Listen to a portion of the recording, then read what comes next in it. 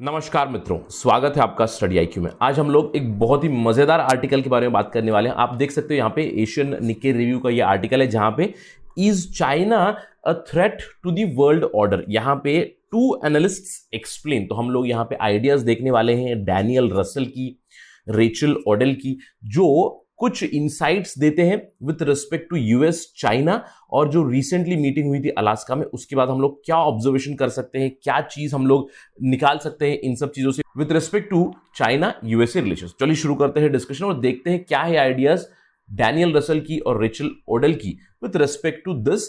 अगर आप political science background से है तो बहुत ही इंपॉर्टेंट डिस्कशन होगा आपके लिए, बिकॉज दी स्कॉलरली आर्टिकल्स और the scholarly view points can be describe directly in your answers. अब इन जनरल भी काफी मजेदार से इंसाइट्स मिलेंगे आपको। कुछ सवाल पूछे गए थे, उन सवालों के जवाब इन्होंने दिए हैं, अपने एक्सपर्ट व्यू पॉइंट्स हमें बताए, तो हम लोग देखते हैं कि इन्होंने क्या कहा। चलिए शुरू करते हैं डिस्कशन। लेकिन उससे पहले मैं हूं आपका दोस्त राहुल साईगांवकर। अगर आप मुझे फॉलो करना चाहते हो can follow me on the ID Rahul Sai 222। इसके अलावा अगर आप यूपीएससी सिविल सर्विसेज की तैयारी कर रहे हैं तो सुनहरा मौका है आपके पास। हम लोगों ने स्मार्ट कोर्स बनाए जिसमें प्रीलिम्स और मेंस दोनों इंक्लूडेड है।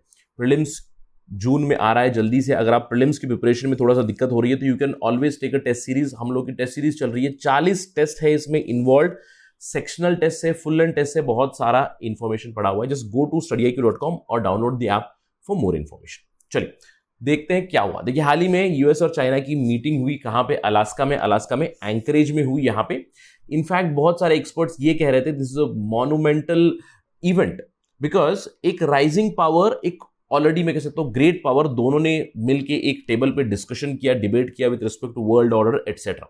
और यहां पे काफी ज्यादा ड्रामा भी हुआ, हम लोगों ने देखा। यहां पे क्या हुआ, देखिए ओपनिंग डे पे क्या हुआ था, यूनाइटेड स्टेट्स की जो सेक्रेटरी ऑफ स्टेट है एंथनी ब्लिंकन, उन्होंने क्रिटिसाइज किया था चाइना को। उन्होंने कहा था कि China's actions in Jinjiang, Hong Kong and Taiwan they threaten the rules based international order, right. अब इसके बदले में हम लोगों ने देखा था यांग जेचे के बारे में, जो चाइना के डिप्लोमेट है, उन्होंने एक 16 मिनट का एक काउंटर दिया था चाइना की तरफ से। उसके बाद मैंने आपको कहा था कि ओवरनाइट यांग जेचर वो एक हीरो बन गए थे चाइनीज मीडिया में। तो इसके बाद हम लोग चलिए देखते हैं, अंडरस्टैंड करते हैं कि एग्जैक्टली क्या डेवलपमेंट हुई, क्या है। कुछ सवाल यहां पे पूछे गए थे इन एक्सपर्ट से, इन्होंने क्या कहा। सबसे पहले देखते हैं डैनियल रसल की प्रतिक्रिया। देखिए डैनियल रसल की व्यू पॉइंट जरूरी क्यों होती है कि Daniel Russell he himself is a vice president of international security and diplomacy at the Asia society policy institute. तो उन्होंने मीटिंग के ऊपर एक बहुत जरूरी ऑब्जर्वेशन की। उन्होंने कहा कि ये जो भी हुआ, एजेंडा यूनाइटेड स्टेट्स की तरफ से एक स्टेटमेंट, चाइना की तरफ से एक स्टेटमेंट, तो काफी मजेदार से डेवलपमेंट थी।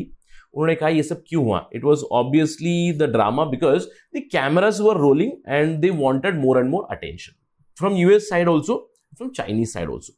बट वो कहते हैं कि ये जरूरी चीज नहीं हुई मीटिंग में, हमें मीटिंग से कुछ और चीजें उठानी पड़ेंगी। देखिए ये जो एक्रीमोनियस एक्सचेंज हुआ, यानी कि एक तरफ से यूएस ने कुछ कहा, एक तरफ से चाइना ने कुछ कहा, ये तो नॉर्मल सी चीज है। लेकिन इंपॉर्टेंट चीज क्या थी? देखिए इंपॉर्टेंट चीज यूएस की तरफ से क्या थी कि वो मीटिंग में कैसे आए। वो कहते हैं कि what was important was how did the Biden administration come to this meeting. इस मीटिंग से पहले, जो अलास्का में मीटिंग हुई चाइना के साथ, उससे पहले बाइडेन एडमिनिस्ट्रेशन ने एक क्वाड की समिट मीटिंग की जिसमें इंडिया भी इन्वॉल्व था, ऑस्ट्रेलिया भी इन्वॉल्व था, जापान भी इन्वॉल्व था। इससे पहले एक 2+2 मीटिंग हुई थी यूनाइटेड स्टेट्स की, पहले जापान के साथ, फिर साउथ कोरिया के साथ, जो उनके ट्रीटी अलायंस पार्टनर्स हैं। तो पहले उनके साथ मीटिंग हुई, उसके बाद इस मीटिंग में आए। उससे पहले यूनाइटेड स्टेट्स के ऑफिशियल्स ने एक मीटिंग भी सेट की, जो डेट सेट की उन्होंने, जब वो टोक्यो गए थे, जापान गए थे, वहां पे उन्होंने सेट किया कि जापान के प्राइम मिनिस्टर जो है योशिहिडे सुगा, वो विजिट करने वाले हैं। स्टेट विजिट, सबसे पहला फॉरेन लीडर का विजिट होगा जो यूनाइटेड स्टेट्स के लिए होगा, यानी कि इन सब डेवलपमेंट्स के बाद मीटिंग हुई। इसके अलावा ये तो इंटरनेशनल लेवल पे हुई। डैनियल रसल एक और ऑब्जर्वेशन करते हैं कि डोमेस्टिक लेवल पे भी बाइडेन ने क्या किया। बाइडेन ने $1.9 ट्रिलियन का एक बजट रिलीफ बिल पास किया, एक्सेलरेटेड वैक्सीन डिस्ट्रीब्यूशन की बातें की, जो ब्लैक लाइव्स मैटर की प्रॉब्लम थी, जो भी सोसाइटल डिविजन्स थी, उसको रिजॉल्व करने की कोशिश की। यानी कि इन सबसे हमें क्या पता चलता है? इन सबसे हमें पता चलता है कि बाइडेन जो यूनाइटेड स्टेट्स को रिप्रेजेंट करते हैं, वो जब मीटिंग में गए चाइना के साथ, तो वो एक पोजीशन ऑफ स्ट्रेंथ से मीटिंग में गए थे। नॉट जस्ट मिलिट्री स्ट्रेंथ, आपको याद रखना है इंटरनेशनल पार्टनरशिप्स को भी लेकर, अमेरिकन सोसाइटी को अच्छा बनाने के लिए, अमेरिकन सोसाइटी में जो डिवीजन था उसको अच्छा करके वो मीटिंग में चले गए, अमेरिकन इकोनॉमी को वापस पॉजिटिव ट्रैजेक्टरी पे ले आकर फिर वो मीटिंग में चले गए। तो इन सबसे क्या पता चलता है कि अमेरिका एक इंडिकेशन दे रहा था वर्ल्ड को भी कि हम वापस आ चुके हैं। इस उद्देश्य के साथ वो मीटिंग में गए थे और मीटिंग में जो भी हुआ, एंथनी ब्लिंकन का जो स्टेटमेंट था which was in line with this. अब वो कहते हैं कि यूएस की तरफ से ये हुआ, they were showing their position of strength. अब चाइना की तरफ से क्या हुआ? चाइना की तरफ से बड़ी नॉर्मल चीज हुई विच दे नॉर्मली डू। कहते हैं China have always been very visible in such meetings, although structure dialogue की बात करते हैं एटसेट्रा, लेकिन चाइना का हमेशा उद्देश्य क्या रहता है? इन डायलॉग से वो कुछ टाइम बाई करना चाहता है किस चीज के लिए, या फिर देखना चाहते हैं कि सामने वाली पार्टी क्या करती है, या फिर एक झूठी इंप्रेशन देते हैं कि प्रॉब्लम्स रिजॉल्व हो रही है, दोनों देशों की कुछ बातें चल रही है एटसेट्रा एटसेट्रा। तो ये तो चाइना का हमेशा का रेटोरिक रहा है और वही वो कर रहे हैं। इसके अलावा डैनियल रसल कहते हैं कि China have unlimited number of talking points, they can talk for hours without accomplishing और resolving anything, right? Because this has been the Chinese rhetoric, और उन्होंने वही किया इस पर्टिकुलर मीटिंग में भी। कुछ कॉन्क्रीट अपनी तरफ से उन्होंने बताया नहीं, कुछ रिजॉल्व नहीं हुआ। इनफैक्ट अगर इंटरनेशनल कम्युनिटी की बात करें, देखिए इंटरनेशनल कम्युनिटी में चाइना की अभी फिलहाल स्टैंडिंग अच्छी नहीं है। बहुत से लोग इन्हें डीप सीटेड सस्पिशन से देखते हैं and there is unease towards China in general. तो चाइना यहां पे अपना एज यूजुअल उन्होंने एक देखा कि डायलॉग होगा या नहीं, और विजिबिलिटी अपनी जरूर दिखाई वर्ल्ड लेवल पे। तो इस तरह से वो कंटिन्यूसली चैलेंज करते आ रहे हैं यूनाइटेड स्टेट्स की हेजीमनी को। This was nothing new. लेकिन अगर हम लोग डायनामिक्स की बात करें, देखिए कुछ सवाल पूछे गए। एक सवाल था कि does Biden have less leverage compare to Trump, और अगर चाइना को कंटिन्यूसली यूनाइटेड स्टेट्स प्रेस करता रहेगा, ये उनके खिलाफ स्टांस लेता रहेगा, तो क्लाइमेट चेंज और कोविड-19 पे क्या एक ग्लोबल कोऑपरेशन हो पाएगी दोनों के बीच? देखिए पहले सवाल पे तो डैनियल रसल क्लियरली कहते हैं कि ऑब्वियसली ट्रंप ने बहुत ज्यादा लेवरेज क्रिएट की थी, क्योंकि ट्रंप की गवर्नेंस स्टाइल ही वही थी कि वो लेवरेज कंटिन्यूसली क्रिएट करते जा रहे थे। लेकिन जो ट्रंप ने लेवरेज क्रिएट की है, कैसे? जैसे कि ट्रेड वॉर हुआ, सैंक्शंस हुए, टैरिफ्स हुए, प्रोहिबिशंस हुए, इंपोर्ट स्क्रीनिंग हुई, इन सब से अभी बाइडेन को फायदा मिलेगा। और Biden knows that it is very very valuable, क्योंकि चाइना अभी चाहता है कि ये चीजें वापस हो, तो इसलिए बाइडेन के पास एक लेवरेज जरूर है। It is very very valuable and Biden more और less is continuing a very similar stance कि सैंक्शन टैरिफ धीरे धीरे हटा रहे हैं, देखते हैं कि चाइना क्या करेगा, उसके हिसाब से वो लोग धीरे धीरे हटाएंगे। अब इसके अलावा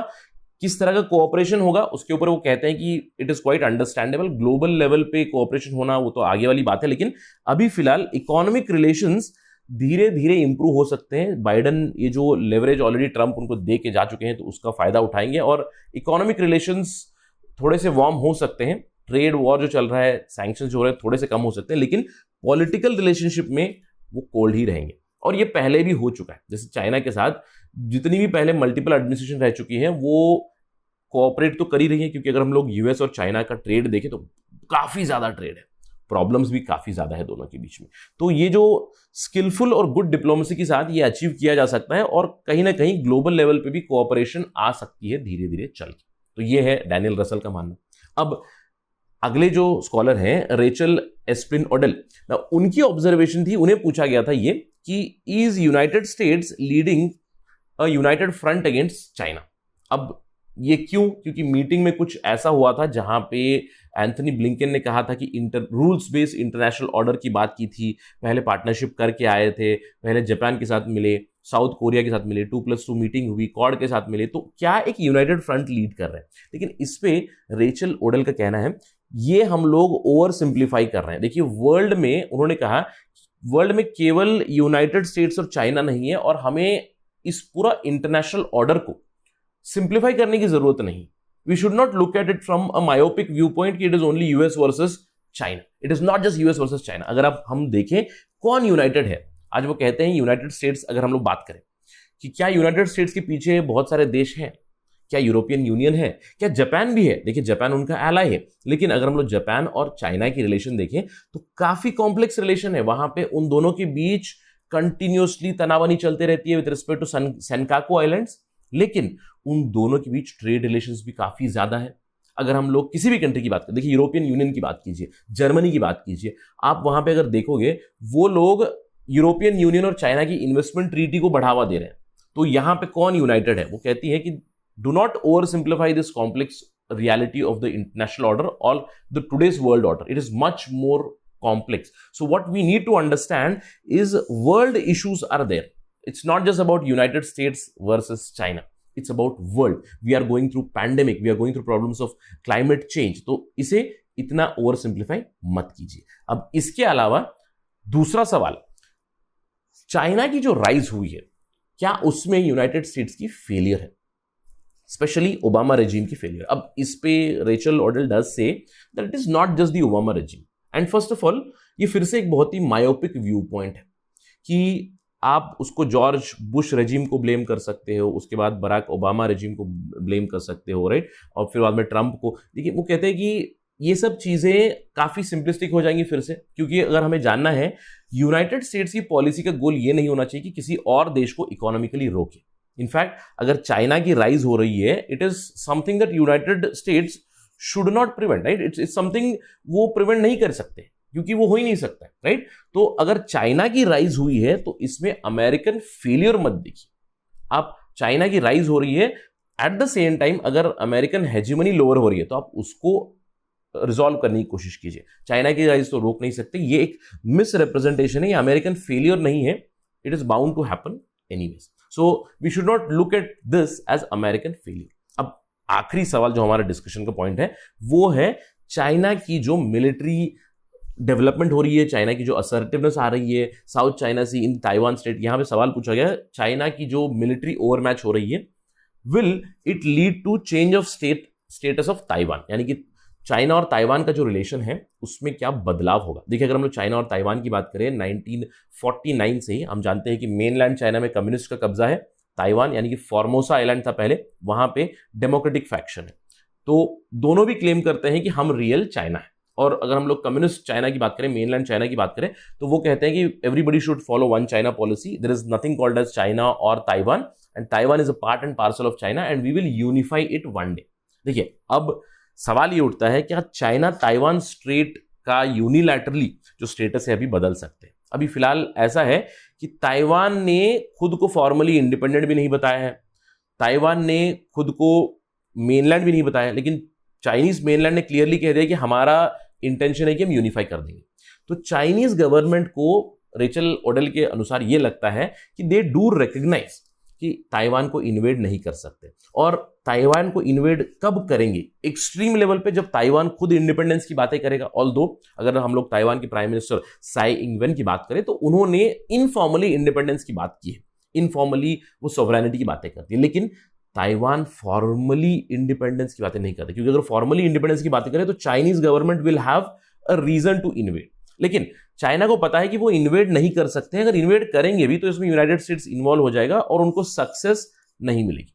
तो इसीलिए वो कहते हैं कि चाइना अगर रियली रीयूनिफाई करने की बातें करते हैं तो उन्हें one China two political systems का मॉडल फॉलो कर सकते हैं, जैसे अभी हांगकांग में चलता है, और उन्हें एंगेज करना पड़ेगा जो डेमोक्रेटिक प्रोग्रेसिव पार्टी है ताइवान की, उनके साथ एंगेज करना पड़ेगा, तभी जाकर जो मेनलैंड चाइना है और ताइवान है वो एक वन नेशन और टू पॉलिटिकल सिस्टम्स के अंडर ये लोग यूनिफाई हो सकते हैं आगे चल के। लेकिन अभी फिलहाल तो उन्हें नहीं लगता है कि China is going to invade Taiwan and take it. But हम लोगों ने देखा है कि पिछले कुछ महीनों से, इनफैक्ट पिछले कुछ सालों से चाइना ने कंटिन्यूअसली अपनी एग्रेशन दिखाई है टुवर्ड्स ताइवान। उनका जो एयर डिफेंस जोन है उसको वायलेट किया है, उनका जो मैरिटाइम जोन है उसको वायलेट किया है, उनके खिलाफ उनके जो एलाइज है उनको ब्रेक करने की कोशिश की है। But nonetheless as of now Rachel Odell thinks that China is not going to invade Taiwan, so status quo will be maintain and to a large extent Taiwan also wants that status quo at least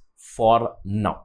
तो ये है observation इन लोगों की with respect to the world order, with respect to the development from the meeting. जो meeting में हुआ उसमें क्या जरूरी है, उसमें ये जरूरी नहीं कि कैमरा के सामने क्या बोला गया, लेकिन आपको उसके पीछे वाली बातें देखनी पड़ेंगी। That is more important for US China relations. And again one very good thing about Rachel O'Dell is that do not over simplify US China relations, right. काफी अच्छी बात है कि कॉम्प्लेक्स रिलेशंस है, केवल यूएस और चाइना नहीं है, वर्ल्ड में दूसरे भी देश हैं, दूसरे देशों के अपने रिलेशन से यूएस के साथ, अपने रिलेशन से चाइना के साथ। So we need to see this complex reality.